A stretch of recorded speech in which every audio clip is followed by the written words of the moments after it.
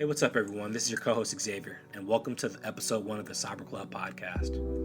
In this episode, Aries and I discuss our experience as IT help desk techs, our 2021 New Year's resolutions, and much more. It has been our pleasure creating this podcast for you all. If you're a podcast junkie like Aries and I, you might have thought about creating your own podcast. Podcast may seem like a huge feat, but all you need is gear, a quiet space, and Buzzsprout, the industry's leading podcast host.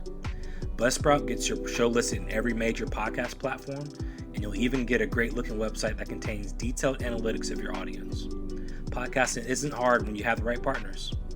Following the link in the show notes below lets Buzzsprout know we sent you, gets you a $20 Amazon gift card if you sign up for a paid plan, and helps support our show.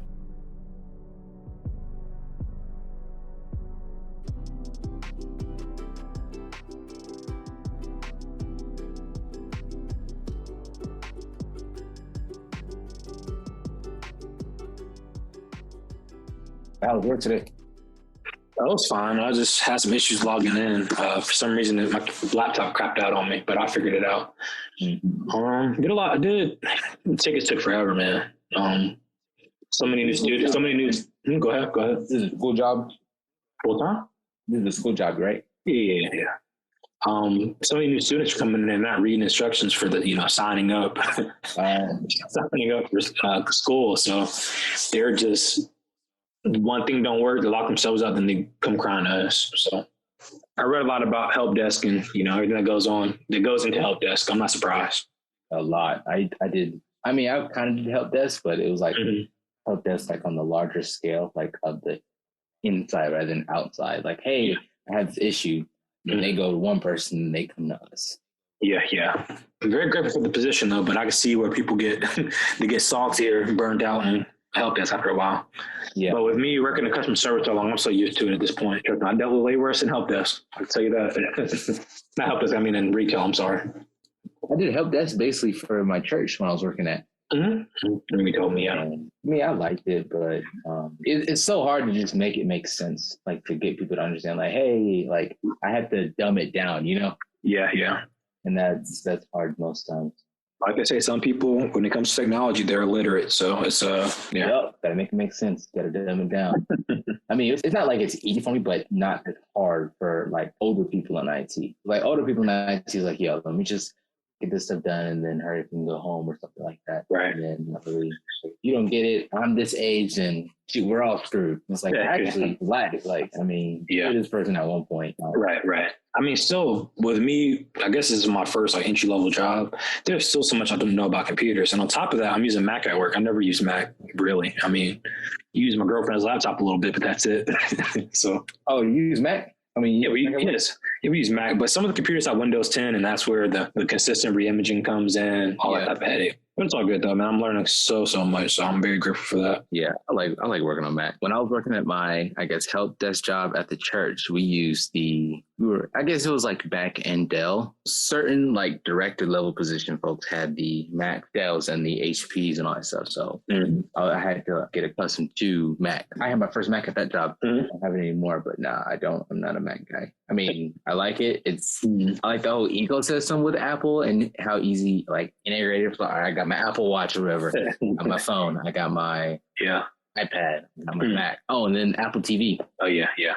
Hey, I remember back in high school in 2010. I think it was my freshman year, might have been sophomore year, when I first started using Mac for real in my graphics design class. My whole world changed, man. With me being in cybersecurity, Apple is one of the most secure products that are out there, hardware wise. So that's even cooler, to be honest with you. Yeah, unfortunately, that's literally the only thing other than Sony being one of the most secure. But other than their recent hack that they had was Anonymous and that thing they had back in like 2013. Yeah. Hack. Nah, I like being able to modify and mod what I have. Yeah. So speaking of which, I guess I'll go ahead and segue. We talked about this the other day. The foldable iPhone. Thoughts on it? I don't mind it. I've always been a big, Android guy, but yeah. I feel like a lot of Apple's fan base is either like, I don't mind Apple. I mean, I don't mind Android, but people just can't stand Android or just even Samsung or Motorola. just that whole ecosystem. I feel like with how Apple loves to, I guess, reuse old material from other companies, because Apple is used a lot of Samsung's parts anyway. Right. One, and they turn around and starts like, all right, let me just roll out this this phone that's a foldable thing. Yo, the whole control panel, that's new. Android's been doing it for years. There's no need to be hooting and hollering over something that's been out for a long time and exactly not exposed to it just because it's Apple. I just don't get it, man. You know how Twitter world's going to be. They're going to call hot garbage and then parentheses, still going to buy it though. Oh yeah, that's how it always was with Apple, man. $1,500 phone. I mean, shoot. And it folds. I can finance that. And, looking into the last quarter, we just left Q4 of 2020, man. The iPhone just settled on $113 million in a settlement. Really? No. Yeah, with a bunch of, I think it was like 33 states over iPhone battery slowdowns, man. You're purposely slowing down your hardware and making you run back to the stores. But hey, still going to buy it though. Yeah, I feel like a lot of companies do that. I feel like because we recently had that issue with the new PS5 rolling out, and then all of a sudden, like, yo, my PS4 is kind of slow. My first gen, second gen, third gen PS4 is kind of slow. See, I didn't know that. I bought my PS4 pretty late. Yeah, I bought my PS4 in 2018 July, right before Spider-Man came out, and it was literally the only reason why I bought it. But so I got the first gen, the one with the haptic touch, or like the capacitive touch. Right. You push a button, you just like barely put your finger on it. So with the PS5 rolling out, coming out with everyone maxing those servers out, and then I guess PS4 users felt that effect. And it's all within the same area. So yeah, we'll see how it goes. I think the Motorola Razr was a game changer back in the day. Personally, I probably wouldn't buy the folding phone. I think it's going to lack a lot of the hardware, I guess I could say, like, strength to the iPhone by trying to put in a foldable version, but we'll see. I like the Galaxy. I mean, you see how Apple got rid of all their buttons. Got rid of their side buttons and charging ports and literally everything. Yeah, future. The rest of one thing I want to mention to you, our introductory podcast, we didn't really talk about New Year's resolutions. I know that's something you and I probably talk about every dang day, even late last winter. So I wanted to see if you wanted to go ahead and go into it a little bit, man. I got a bunch of plans for this year, school-wise, my career-wise. So what about you? What you got going on? I definitely want to do better with exercise, working out. I'm not sure if our listeners are aware of any certain type of stigma place within the people in the IT field. So like, all right, yeah, I do IT. So he's probably some geeky guy with glasses, or he's just antisocial, or just super geeky and has to code and no one understands him other than just at a desk all day. Yeah, exactly. It's like, he's probably fatter or super skinny, one of the two. It was like, I don't want to fit into that stigma or whatever, which is super ignorant. It's like, I mean, I'm a fit dude. I used to run track. I play an instrument. I love video games. I'm super friendly, super social. Right. I never meet a stranger. It's like, I mean, that's the thing. So I definitely want to get back into working out, get like the ideal weight of, 175 straight muscle. In regards to work, school, home life, I definitely want to advance in my career, absolutely, with finishing my education or knocking out a whole lot of my classes so I can advance into, I guess, my major classes for cybersecurity, because now I'm doing my gen ed stuff. And you plan on starting the bachelor's for cyber in the fall of this year? Or next year? Are you going to start the actual cybersecurity program this fall, or are you going to try to start next spring? I mean, I have the printed out, I guess, curriculum, checking out what I need to do at my current community college. So by then, it's all right, so let me just hurry up and knock these out rather than just taking some random classes, just fulfill some requirements. Let me hurry up and do what I need to do that needed at this school so I can just easily transfer everything over. So I'm not having to waste time knocking out more classes needed for. But definitely the fall so I can take the cybersecurity class. Yeah, I was doing some was checking my hours and my credits. As you know, I'm a second semester freshman, so I'm still a noob in tech in school, double noob. But I should probably make it there probably spring 2022. If I'm lucky with summer classes, I could probably do fall of this year. No, not fall of this year. Let me take that back. If I stayed on track the regular way, I'll be at for my bachelor's degree fall 2022. If I can get the summer classes, it'll be spring of next year. I'm not sure what I want to do yet. Yeah, but like I said, with New Year's resolutions for me, I'm kind of segue from that. One of my goals is to knock out the trifecta in CompTIA. Yeah. So the A plus. I definitely need to start get back into that. Then the A plus, the Net plus, and the Sec plus. I am taking the ITF plus first, the IT fundamentals. Pretty much I got about halfway through the A plus, and I just got stuck on definitely databases and definitely programming. Those are two things I don't do at all. So I decided to go ahead and get the prereqs and then go ahead and knock out the A plus. Most of North America, maybe the whole world, New Year's resolution is exercise. So before the year of dad bod creeped up on us in 2020, I was big in Muay Thai and Brazilian Jiu-Jitsu, more in particular 10th Planet Jiu-Jitsu here in Atlanta. So can't afford that right now because I'm a broke college student. So I'm on a 12-week weightlifting program. So I'm not going to tell nobody the numbers. Y'all can't see me yet. I want y'all to see me when I'm looking good. So I'm not going to give nobody no numbers just yet. And besides that, I'm an avid kayaker too. I'm really going to try to get out, do some camping, kayaking trips, that type of thing. New Year's resolutions right there. Let's make it happen, man. The word for this year is consistency. Since our viewers can't really see us and don't really know us, let's tell them a little bit about us. I guess I'm not trying to be like as general as possible, just a little bit more specific, just so I can get some type of idea of what we look at, just what we do. Just tell them what we like to do for fun or just hobbies or anything. Yeah, I guess I'll go into the hobbies. Like I said, I love kayaking in the summertime. I love being outdoors. I love spending time with my girlfriend and my dog Bolt. Used to be an avid gamer, not so much with all these academic goals I got, but that's pretty much it. I used to train martial arts, like I said earlier, all the dang time.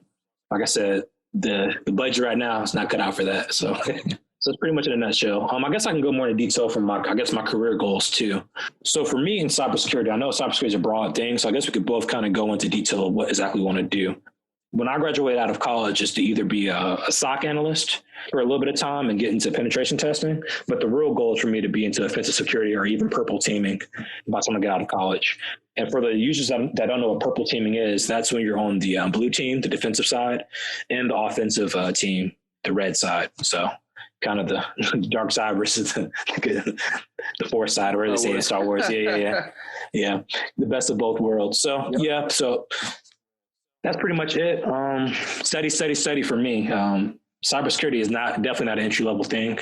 No. A lot of people that are interested in it will learn that very quickly. I am part of a group called Notion Point, where I'm kind of just getting into it. Pretty much it's kind of like a cloud-based, it's kind of hard to call it what it really is because they're just not getting in the cloud. But pretty much they offer services for you to get your foot into ethical hacking, SOC analyst, forensics, all that type of stuff. And most recently they have gotten into cloud computing, and they actually just rolled out their own SOC security operations system or center throughout that cloud. So that will be something I will go into detail, feature in the podcast, but let me stop talking. I'll let you go ahead and talk about your nah, man. interests. Yeah, I'm sounding like a super nerd over here. Nah, that's all good. But for me, I know I told you guys I like to work out. I love bicycles. I love cars. I love motorcycles. I love video games. I love PCs. I love music. I love movies. I'm a huge cinephile. Me and you the same. That's all your good friends. Exactly. Yeah. I love to go day one, the day before it comes out. Dolby. Oh my gosh. I recently just saw, not recently, but when it did come out in August, it was Tenet. I saw that the first time I've ever seen a Dolby movie was Tenet. And it was just so cinematically pleasing. My ears, my back, my eyes. Like, man, I love this movie. To this day, I think I would say that that's like my second favorite movie behind The Iron Giant. But yeah, other than movies, I love that. I love music. Don't know how to make it. I love to play it, just don't know how to make it like beat or just lyrics or anything like that. Is like I got an ear for some good stuff. So I mean, I listen to it. I love sim racing. Corsa. It's my bread and butter. Forza, Horizon, Motorsports. Gran Turismo. But yeah, my dream goal, or just like my, not necessarily end all be all, but I guess the sole purpose as to why I'm pursuing a cybersecurity degree was simply the fact of I love IT, not necessarily sure if I want to do help desk type IT forever or any type of break fix type thing. So IT, generally speaking, is fun, but kind of repetitive. So I kind of wanted something a little more challenging, not necessarily something that a whole lot of people do. And keep in mind, this is back in like 2017, 16 areas thinking. So age 18, 19. So at that time, I just finished high school. I'm not sure exactly what type of degree I want. I'm not trying to be the type that goes to school just because my parents say, hey, you should go to school and this, that, and the other. It's like, I mean, shoot, I might as well just pursue a martial arts degree or something like that, or some orchestra degree. It's like, I mean, I have literally no idea what I'm gonna do with it. So I took a break from that. Underwater basket weaving. Basket weaving, yeah. I mean, honestly, it's like, let me just like sit back and think exactly what I need to do, or just so. I looked into the military, and the first, I guess, MOD I saw was infantry and cybersecurity for the Air Force. Like, oh yeah. What is cybersecurity? So I looked into that, and I'm like researching. I was like, yo, this stuff is actually interesting. So I completely disregarded the military after that. It's like, I need to go to school for this. Right. And so from then on out, I was just looking into just sole purpose of either protecting, defending, and completely the opposite side is consulting or defending or protecting. Well, I guess consulting is a huge term, though.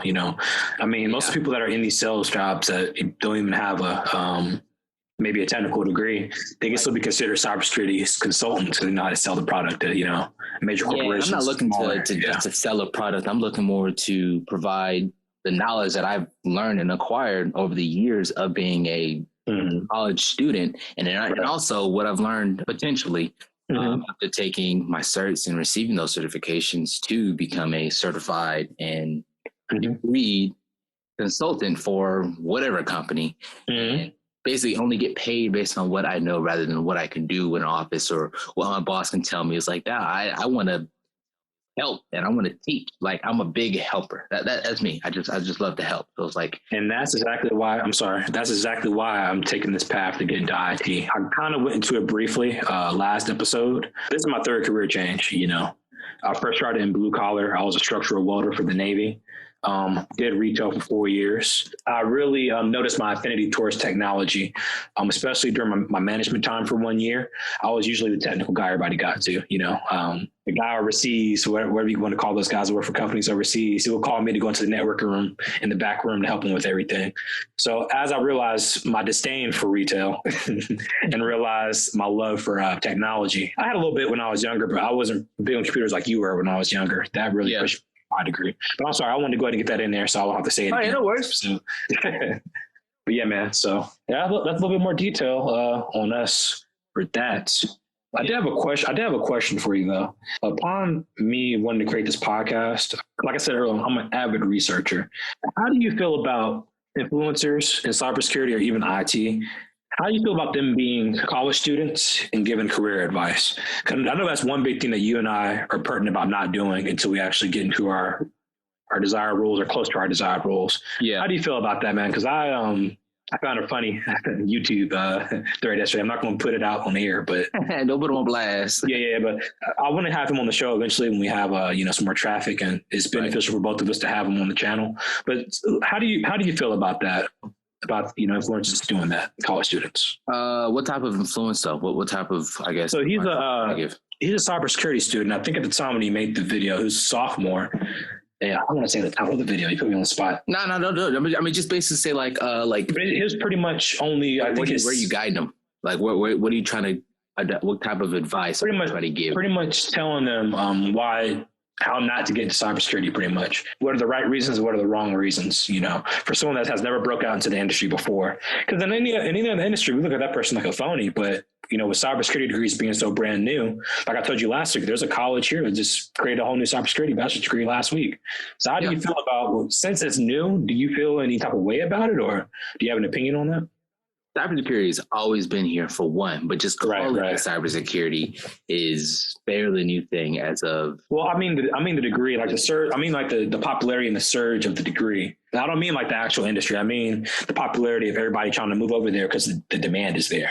Oh, I got you. I mean, for a college student to really push someone to not to is kind of shallow for the most part. I mean, you haven't really also been too far in that cybersecurity pool to really tell someone, hey, nah, or yeah. So, I mean, I feel like that college students, or just the college students in general, trying to persuade people not to is, not ignorant. I mean, they just don't know a whole lot enough to, I guess, either to sway you either way. I mean, that's the whole reason of being in college, is to just understand exactly what you want to do or what feels right, or just what you see doing on term. So yeah, that's true. You never know. He might have had a classmate in his major that fell out, and those reasons that he's given on the video were the reasons that he made that video. So you never know. I just want to get your opinion on it, man, because I was reading the comment there. I enjoyed the video. I watched pretty much all this guy's videos. He's almost done with college, actually, so it's pretty good for him. But yeah, it was just funny to see people, get salty in the comments. Like, oh, you young whippersnapper, don't know what you're talking about. 100%, I'm gonna do it for money. I have a family to feed. That type of stuff. You know what I mean? So, but you never know. He's the ones do it for the money, right? That was one of the things that he mentioned in the video, saying, "Hey, this is one reason you shouldn't get into cybersecurity," which is 100% true. Oh yeah, but coming from him, people are looking at him like, "Who's this guy?" It's hard to do anything just straight for money, because then there's honestly over a course amount of time, there's no enjoyment in doing it, no fulfillment. Right, exactly. Repetition. Right. I'm back home. Well, I guess since we're talking about this, you want to talk about who some of your favorite influences are when it comes to our studies, IT and cybersecurity wise? I actually don't know too many people, to be honest. I guess on the big scale, it's just who I meet along the way who make the biggest impact for me, especially in the IT world. Because I started out literally just doing stuff at my home and like IT stuff and helping people along as I go and just learning as I went. Right. I didn't finally get to the point where it's like, I actually kind of like this stuff. And then meeting more people on the way, and then just pouring advice over advice on top of me as I did what I did. So I just mentors, employers, employees even. And I guess honestly, whatever I see on YouTube that just makes an impact enough for me to literally subscribe. So like, hey, one subscribe on YouTube says it all. Like, hey, he subscribed, he's there for it. So well, I know we both have a common influencer. I think I'll put you on her, Rebecca Richardson from Texas. She just graduated with her cybersecurity degree and I think it's a business focus. So yeah, she makes some really great content, very talented. And her and other girls at CybrClub, they make really good content too. I can't remember. Go and pull her up so everybody can give them that name. That's probably one of my favorite influencers. And as I mentioned earlier in the podcast, Nate O'Reilly with Notional Point. He's been a mentor for me. It's been awesome. And I can't wait to get started on this program and kind of give you guys an in-depth review of my studies through him. So shout out to those two people. Love their channels. Yeah. There's one more guy from, I'm sorry, go ahead. I was going to shoot out the Instagram so Rebecca's Instagram is REBECCAJ Richard. And that's her Instagram handle. And she comes out with pretty good videos and just instructional videos and just even advice or just just a lot of top 10s and just information about the cybersecurity as a whole. Right. Especially what she does as well. Right. Yeah, she's awesome. Very solid advice, yeah. I think I discovered her right before I made the decision to leave my past job and really get into it. She did a really good job of answering a lot of questions about the degree. She had a business focus, but I'm pretty sure our bachelor's, like the other guy I mentioned earlier, is going to be very technical. So I'm looking very forward to us going through the technicalities of our degrees. Yeah. Not to downplay her business degree, because that's very important, especially if you want to be in sales. But yeah, it's awesome. I feel like it would be a good mix of both. I got a big business mindset and just very entrepreneurial. So, I mean, I feel like I'll just be going down the business route just by default, not even intentional. So like I do a lot of like landscaping type work, just automotive type stuff. So it's like, I'm a big DIYer. I mean, not everyone's built that way. Some people are straight employees, some people are straight employers and just a big business type. I think the mix is always ideal, especially in this world. And you're pretty much a mini entrepreneur, man. This is another form of income for us. I mean, so that's another I guess thing about you, man. You're an entrepreneur. You're working your way up to it. Working. I'm a baby entrepreneur. Yeah. I'm just getting my start too. But I do want to mention the guy that I mentioned earlier, Nate O'Reilly. So you can go to notiapoint.com, NOTIA points, POINT.com. And he has a lot of free, I guess, material on there. And I'm pretty sure that his YouTube is Ask NATO on YouTube. You can really get into that too. You can look into them. Yeah, they have a whole thing called DevSecOps, the Pi Hacker experiences, which I will be doing. I'll be getting my Pi cluster. It's pretty much 2 Raspberry Pis together, just computing on there. Kali Linux, the whole 9, man. So I can't wait. Ooh, shoot, let me do that with you. That sounds fun. Oh yeah, man. We can do it together. I've always actually wanted to own a little Raspberry Pi. So I have like a big media server of like I download what I have and put it on a virtual server type, right? And just make it a whole lot easier viewing rather than all right, let me just pop my VHS in or pop my DVD and everything. So a lot of that I was just on my PC, my personal computer. Right. That I do my schoolwork on, that I play my games on. So it doesn't take a whole lot because I have a pretty serious build, but I've always wanted just some standalone thing to operate and serve as my Plex server rather than my PC quadruple housing everything that I have on there. I think your CPU is a little bit better than mine, man, but virtualization is always good to have some separate hardware because mine is lagging. I've been trying to learn Bash, but it takes me about too dang long to get onto Bash to actually practice Linux commands. So Linux is very fun. I actually did Linux at my previous position at my job. But oh my gosh, it was so fun. I have so many notes of just Linux, Unix. It's just man. Yeah, great OS to learn if trying to get into this field. But very overwhelming, especially if you have no idea what it is going into. Like if you say, "Oh, Linux, oh that's Apple." Like, no, it's not, but somewhat. Good try, big fella. Right. Actually, a lot of those commands pour over into because I actually had I was trying to run Plex off of my MacBook when I did have it, and I was able to go in a sudo and go apply a whole bunch of the commands that I use into my job. And literally, I called one of my coworkers. I was like, "Yo, I just did this, that, and the other, and I applied what I learned from work into here." And it's like, yo, this is dope. Like, hey, I'm going to roll stuff from something that just wouldn't apply in real world. Because how many people have a Linux server in their house? Right. Very few. I can probably count 15 that I've seen on Instagram and or YouTube. Well, I'm going to get real familiar with it. I'm trying to be a sweaty hacker, man. So sweaty. So yeah, man, we got school coming up Monday, man. You have any computer science classes just yet, or just nothing but just regular math, science, English? So I'm taking 5 classes this semester. All classes I need. Not too fun, but all classes I need. And hopefully I get my A's in them this time. Yeah, man. Just thought about this actually. You know, you and I chose community college for a good price, but the caveat is we're taking all these genetic classes we're taking. We're not gonna see our cybersecurity classes anytime soon. So that's gonna definitely be some content for anybody that's looking to go to college for cybersecurity. Definitely, man, because it's not fun, but it will be nice when we finally get there and have nothing but technical classes, though. Yeah, I mean, cheaper for one, and I know most people take their gen eds mixed with their major classes, but one cool thing is if you're not even 100% or even 75% sure about your major in the next, for the next 4 years or whatever, it takes out a lot of headache of just like, oh my gosh, first semester, what's my major and what am I going to take with these gen ed classes? I just don't know. Everyone else has theirs. Hey, take your time. Just take the gen eds. I mean, you'd be fine with knocking out 1.5 semesters, and go from there.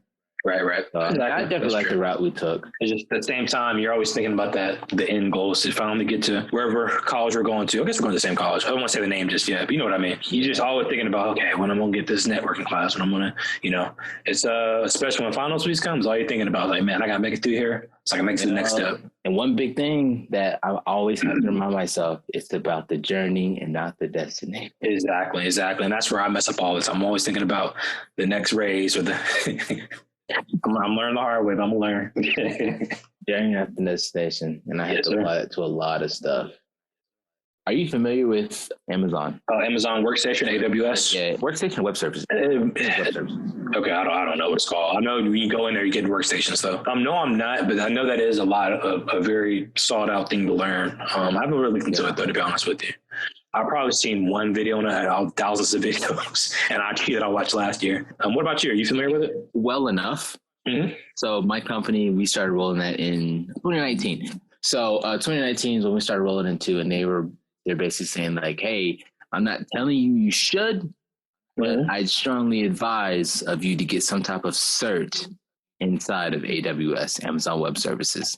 Same thing with cloud computing too, man. There's a whole bunch, but I feel like Amazon is just on the constant rise because, like, I'm pretty sure it's knocking out VMware, just the VM types. Because I mean, it's literally a whole digital virtual data center, and a lot of companies have data centers. So a lot of companies, they migrated from hard servers to virtual servers. Yeah. And most companies didn't even have servers. Like, what am I supposed to do with a server? I mean, I'm a mom and pop shop. It's like, hey, you'd be surprised.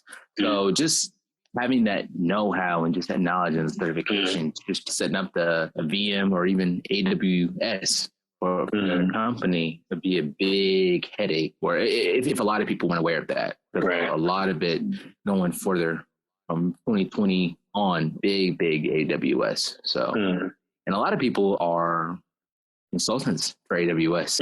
Very true. And they're very, very big on the know-how. So that's also another little venture you can go down. Well, I'm definitely going to do that. That was probably going to be one of my, I guess you could call Cloud Plus a kind of advanced cert. There's a really good LinkedIn post from Ken Underhill. He's one of the main, I think, educational directors for Cybrary. For those of you that don't know what Cybrary is, it's pretty much a cybersecurity academy. You can go on there, take labs from great instructors. He's one of the main educators and instructors on there, but he made a really good point. He's saying, hey, everybody's going for the A+ now. Everybody's going for the trifecta, the Sec Plus, the Net Plus.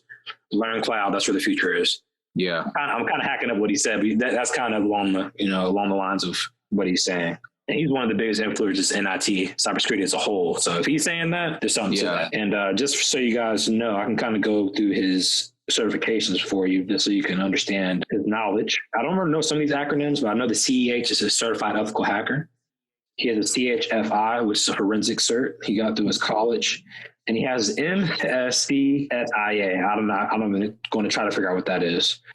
Yes, it might be Microsoft. I don't know. He has his Master's of Science from West Governors, and he has his Bachelor's from Strayer University. Someone like that saying, hey, get in the cloud, I'm going to get in the cloud. So that's one thing that's going to be on my, on my list for 2022. I'm glad you mentioned that. I guess even cryptocurrency is really based on the cloud. So protecting that. We always hear about people sneaking in and taking coins out of wallets all the time.